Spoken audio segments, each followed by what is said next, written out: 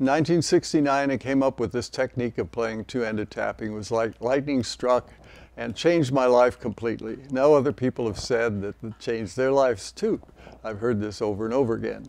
So I played and I kept experimenting. I was a very wild player back then. But by 1974, I actually, having come back from New York City, I went in my first commercial production because Joe Zawinul wanted one, my neighbor down the street on Yucca Trail wanted one, and 3 other people wanted one, and I did too. So I built my first production, and that was my launch, and I formed Stick Enterprises. And then everything happened. I got downbeat reviews and guitar players, and Tony Levin came around, and he was inspired by what I was doing. He liked the compressor and he liked the phase shifter.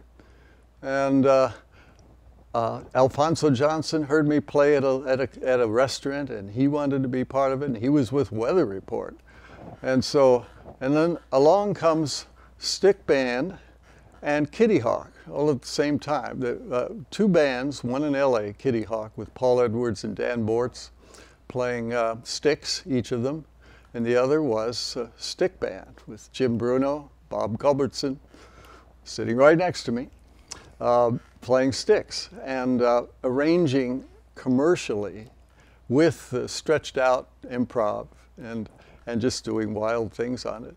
And so it was like everything was happening all at once, and I thought, man, this is going to be a world shaker. I'm going to be rich, and I'm not going to be able to produce these instruments fast enough.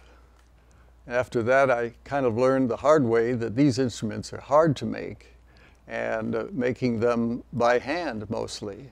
And so I got bogged down a bit, but still went on playing. But I think that it was very auspicious what Stickband did at the time. And I would go up there and I'd see Bob's 60 students, and all gathered around in a photo. I think I still have that photo. And I'd go to their concerts, and it would be at a theater that held maybe 1,000 people, and there'd be standing room, there'd be outside people waiting for the second show. And this is in San Jose. And I was very impressed, and I got to open for them. So that was nice too, and I was on my toes. I needed to play as meticulous as I possibly could, and still with as much wild abandon as I could.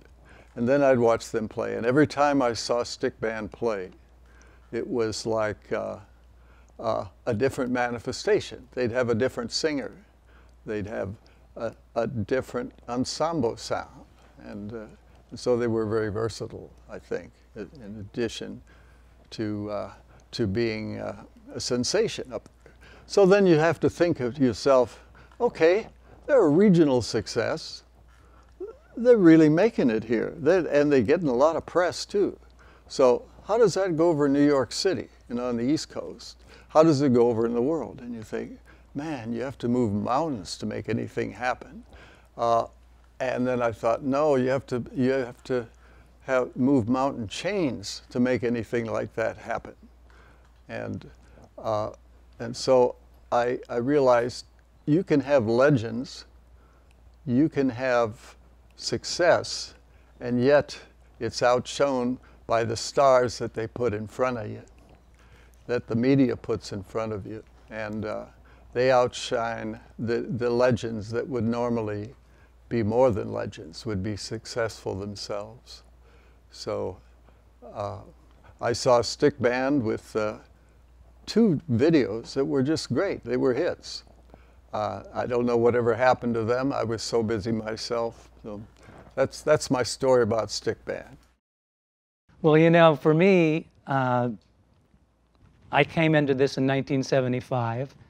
Bob and I were already great friends, and Bob was this gifted guitar student that I had, and I saw Paul Edwards actually came to the store and was demoing the instrument. So I met Paul Edwards before I met Emmett. And somebody in the store said, hey, Jim, you got to see this thing. this is amazing. So I go upstairs, and there's Paul Edwards. He's playing the stick, and I'm thinking, oh man, this is amazing. And I'm also a little arrogant because I'm a guitar teacher, and I think I'm pretty good. And so I asked if I could play it, and he took it off, and I put it on, and I went, oh, it's still cool though, and I want one. So I bought it. And I know serial numbers don't matter, but mine was the 153. And I started playing it and started working with it. And then because Paul was there and because I started playing the instrument, somehow that caused Emmett to come to the store to give a seminar. That's where Bob comes into this, because I said to Bob, we got to go see this guy. And then Emmett comes to the store, and both Bob and I together see the stick, which is a good time for you to talk Yeah, about. no, I remember that very well. I really remember that moment of walking up and really curious to hear Emmett play and what it sounds like. And as soon as I heard it, the first thing that just entered my mind is, because I always like things that are a little different, you know, I was like, wow, you can do a polyphonic expression. Meaning not only, because what I like about the guitar, start with that, is the fact that you can bend the strings and do things with the sounds of the notes, and it's very organic. The thing I like about the piano is the fact that you can play polyphonically and arrange on the fly. To me, the stick did both. And I'm like, that's exactly what I was thinking of, or something that I wanted, but I didn't know what it was. And then as soon as I saw Emmett play, that's what it was. And I was like, this is amazing. And it took a little while to get one. I borrowed his a few times to practice as much as I could, because I couldn't afford it at the time, and bought one. And probably a week or two after I had it, I went to him, and I honestly not sure who said what, but I think I suggested maybe we could try playing these together in a group or in a band. And I honestly don't know the answer to that either. But we both decided. But we had no problem with the idea of both of us. Yeah. Because we were trading ideas anyway. Trading ideas. You know, there's one other aspect that happened, and that was that I saw Emmett on What's My Line. Was it What's My Line? Yeah. Yeah. And so there was that too, and there he was playing this. And nobody could guess what he played, and now this is something that you can see on YouTube very easily. But I saw it then, and that was another thing that created my energy. The other thing interesting about how, you know, we grew and what was going on, Bob and I, and it's always been a joke to this day, thought that we had 6 months to get good on the instrument. And I get the credit for saying that. I said to Bob, I said, we got to really practice really hard, because it's within 6 months, everybody's going to be playing this, and we're going to have a 6-month head start. Well, it turned out to be a little different than that. A little longer than that. You know, and I somewhere along the line here, as we were doing that, I had a music school. Bob went from being a guitar student of mine, because he's extremely gifted. That's pretty obvious at this point in time. Anybody can look on YouTube and see who Bob Culbertson is as a stick player. But back then, he was so fantastically great, even as a guitar student. And we started growing, and we had this music school, and Bob became a guitar teacher at the music school. And Mr. Cooper over here was the drum instructor at the school. And we thought if we took a compass and went 5-mile radius outside of the store, that any place that we contacted would know of us. And so we went out to music departments to start to do clinics. So we didn't start off as a band. We actually started off with the idea that we would build our students. And we went from 5 miles to 10 miles to 20 miles until we were into another town. And as we were doing that, we became a band, right, Bob? Yes, we did, and we all participated in soliciting music departments in high schools, junior colleges, universities, anywhere where we could perform as a group and not only promote ourselves, but also the instrument, the stick. And but I will tell you that I first heard the stick play throughout the studios at Guitar Showcase.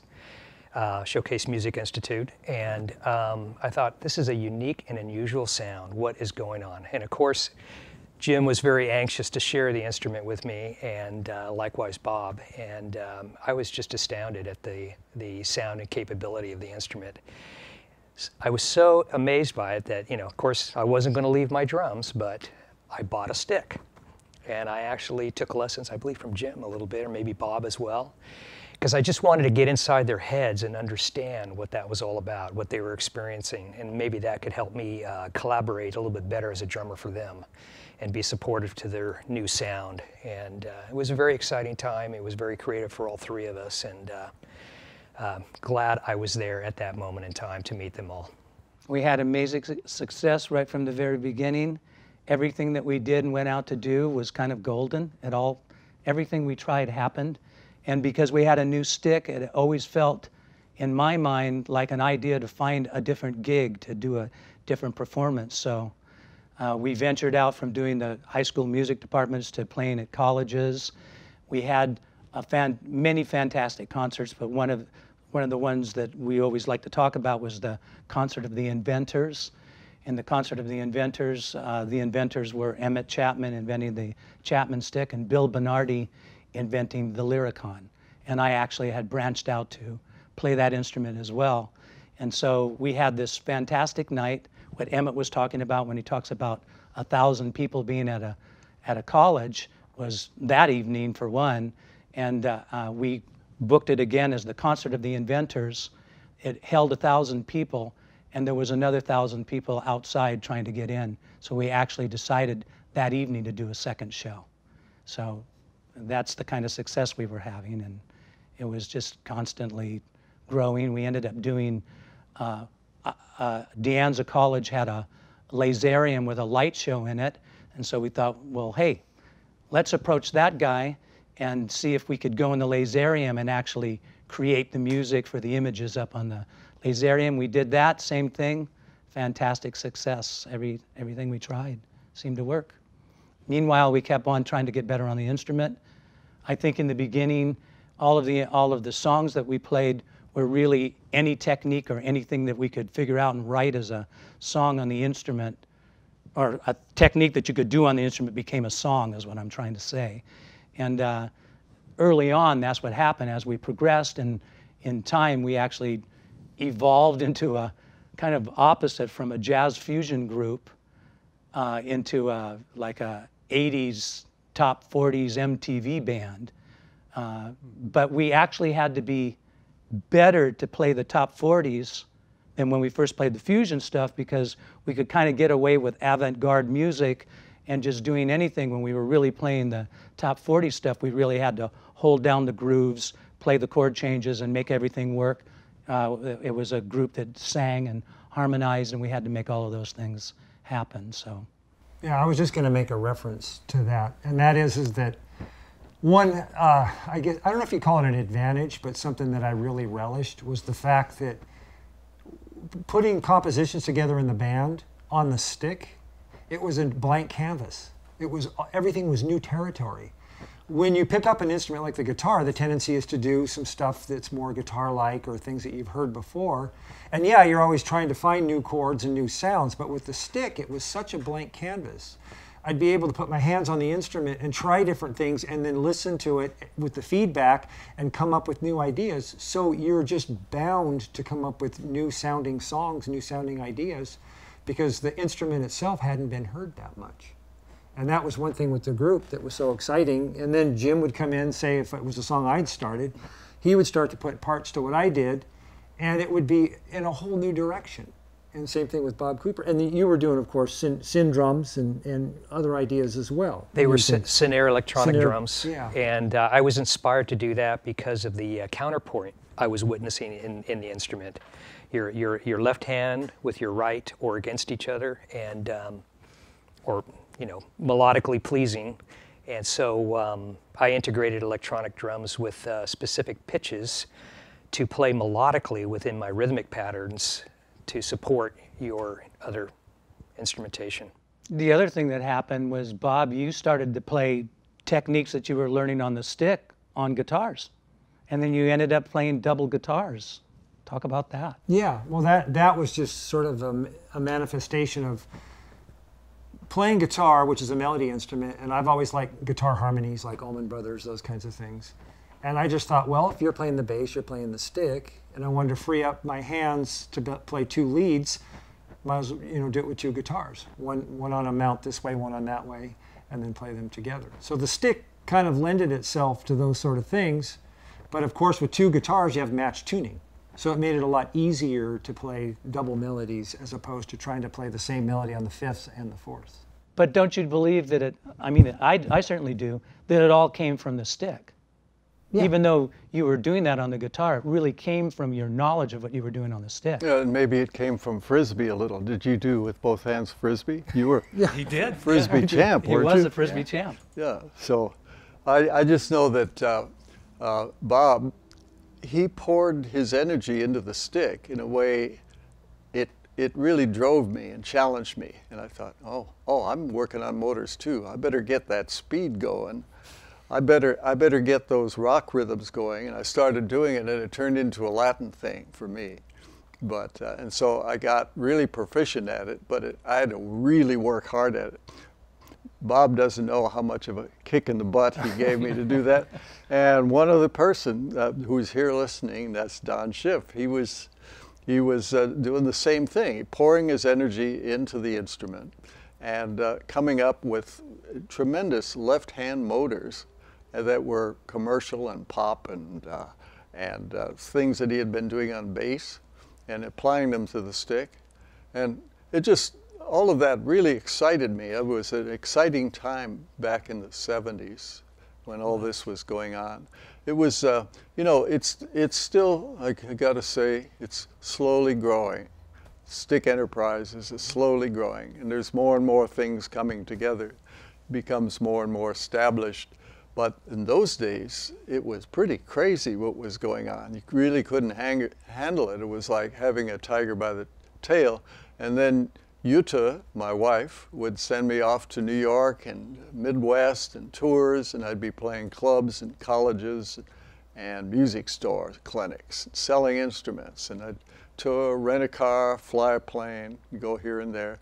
And I spent a lot of time in New York City. I had contract offers, and I turned them all down. And I look back at that time and I think, man, why I missed every opportunity that came along. I must have really thought I was something then. Say, can you say something about that picture that was with the guitar showcase, with the whole group of people there? Do you know the one in the book? I mean, that was there. Yeah. That was, Bob gave me that picture. That was his students. That was actually both of our students. That was the stick seminar students. And they came from all over. No, 66. no, I'm sorry. there's that 2 pictures. Oh, the older one. Yeah. Okay, there was the World Stick Seminar that Bob held in. No, I know what you, no, it's the one with Dave Aquina and Kevin and all of those students. That was our students. Those were our students. That giant picture was both Bob and my students. That's right. All together. Every person in that picture was either a student of Bob's or a student of mine. So I never gave Jim credit for that. I thought they were all Bob's students. No, no. I had a lot of students. So you misinterpret certain things, but that's history, folks. So anyway, What was that like? I mean, was that like the largest gathering at the time? Because that's an old picture with a lot of. Well, that's a large gathering, but the largest gathering was 2003, and and it will be reflected in time on our website, because I have a lot of pictures of all of the teachers that taught there, and that's something else that happened. That was Bob's idea, or how did that happen? Well, the way that happened was I actually went to Spain and did a little clinic with Guillermo Cides, and it was like a stick camp. And I really liked the way he played. I enjoyed him as a person, all of that. And I was going on to some other places to meet. I met Andre Palat, who's a stick player in France, fairly well known, and Jim Lampe, of course, Ron Bacherman. And I met these people over there, and there was a fair amount of stick seminars that had happened. And I thought my idea was to bring the European teachers and players over to California as a different angle. Well, it began that way, and then Guillermo of all people, could not make it because he couldn't get a visa to get into the country. Too bad. So then I decided, then I started to add a couple people from here, and it turned out I added Steve Adelson and Greg Howard, and then even Tom Griesgraber, who was really good at electronic stuff, and just started to compile. I think we had, if I got it right, And 11 Don. teachers. And Don. Don was here. Definitely Don. Yeah. Don was here, and it was great. It was as Don would say, this is going to be great. And then that is the moment that I actually learned about the NS stick.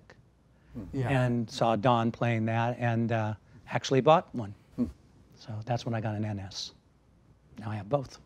That was a great experience. It was. Yeah, that was really, really a fun seminar. We had the concert at the Gaslighter Theater, and that was just a blast. Everybody played. It was pretty amazing evening. Yeah, Rick was there too. Yeah, Rick played drums there. Yeah, That's right. That was the night Greg Howard played one of his best solos I had ever heard. The sound men didn't show up. We waited, they weren't there. Greg manned the board, and he didn't know how it worked or anything, but he's good at those kind of technical things. He took over.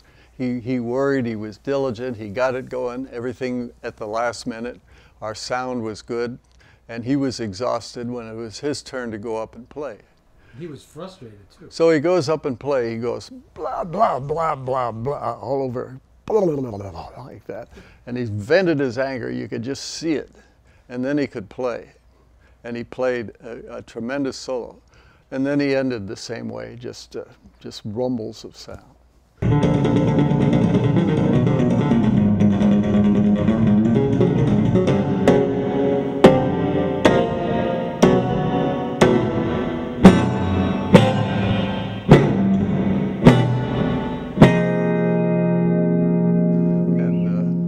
That was a memorable solo to me. It should be up on our website under Artist Live Videos, but it's not there. Greg manages our website, so I guess he chose not to put it up there, but it's one of my favorite things he ever did. Yeah. You know, as far as then and now, it remains to be seen. We'll find out tonight. You know, it's going to be great, I think, and we're going to hear some good music and have some nice chemistry going on. And I'm going to play a trio with Jim on his electronic valve instrument, and with Rick Allegria on a very acoustic drum set. And it's going to be a nice experience for me.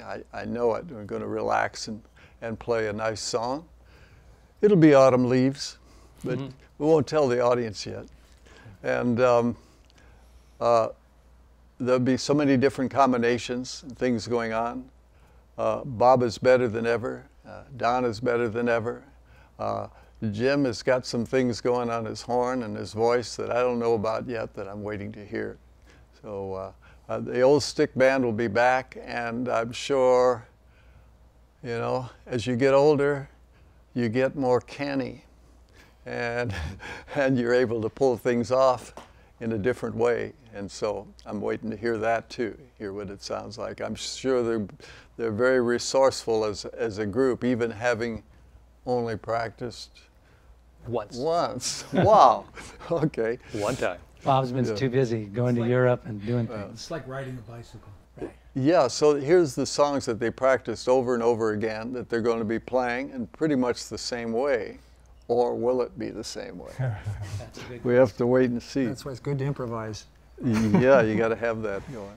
I'd like to add it's been 37 years. Yeah. Man, yes. since we played together, other than September the 8th. So that in itself is a story. Here's a group. They practiced really well, but it was set 37 years ago. And now they don't need to practice it anymore. They already know the song. And they know it playing it together. So here they come back, but they're different people now, Right. a little bit, you know. So we have to wait and see. I think that about says it all. Yeah. I just think I think it's gonna be a really fun evening, fun to play the stick band. It's gonna be a lot of fun for me to play with Rick and do our duo. And it's gonna be, me and Don are gonna do a tune together, and I'm just really looking forward to playing together with everybody. It's gonna be a blast. For me, I get to play with the world's greatest stick players tonight. So I've been practicing and look forward to it, and very excited to just be hanging out with Emmett and Utah and just be here in LA. I'd like to echo what Jim said. I feel the same way. It's great to play with these guys who are so good, and it's an honor for me to be here after all these many years, and thank you for having me. Very welcome. Yeah. All right. I have an arbitrary question that maybe you could use. Sure. Emmett, and Bob and I were one of your first students, I think. So we learned from you watching all your, which was also one of the greatest musical lessons I've ever had. Wow. And as you've watched us over the years progress, how does it feel to you to see, like sometimes I'll play a lick and I thought, oh, if Emmett were here, we're watching, he'd go, show him everything you know. You know, I have some lines that I still use that you showed me. Through the years, as you watch the players, you were the beginning founder for everyone, how does it feel to, over time, see what you've started and how it has moved on? Well, the first thing that happened was you and Bob were very solid players early on, and rhythmically, and so I learned a lot from both of you, and it was challenging in the most healthy way. It's how it should be, and if I challenged you, well, I had been playing longer, you know. I had 5 years on you, or 6. Yeah. That's incredible. Yeah. So, I just think, when I look back, like, I must have given some good lessons, because Jim Lampy's in there. I gave him lessons every week. Mm-hmm. Mike Kolwitz is in there. Yep. Ron Parrish was playing well. And who else did I have? I had some that didn't last and didn't stay on, you know, but I had a big percentage of successful students who went on to make music careers.